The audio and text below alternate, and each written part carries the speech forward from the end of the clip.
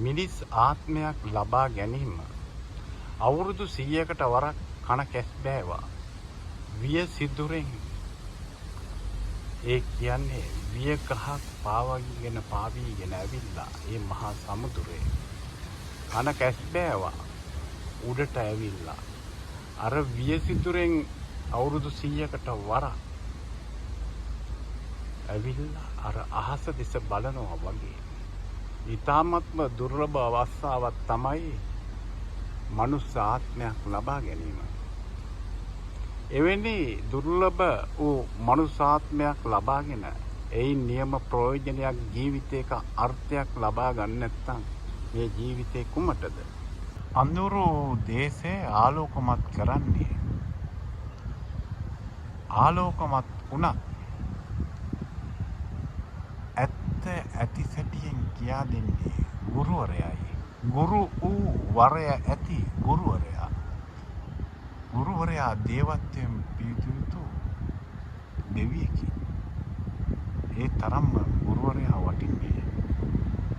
ලෝකේ ඉන්න හැම මිනිහෙක්ම මලක් වගේ.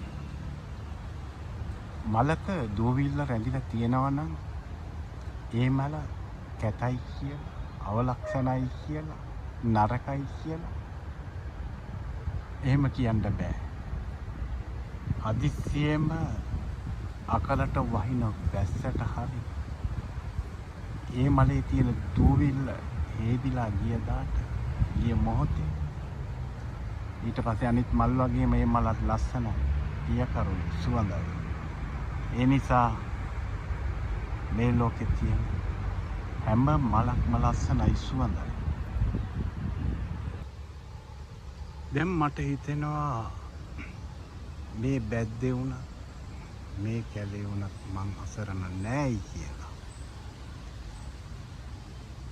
ඒ දෙන්නා ජාතීන් දෙක සමහර වෙලාවට බැන ගන්නවා.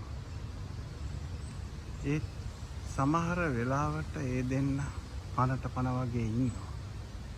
ගොළු භාෂාවෙන් කතා කරනවා.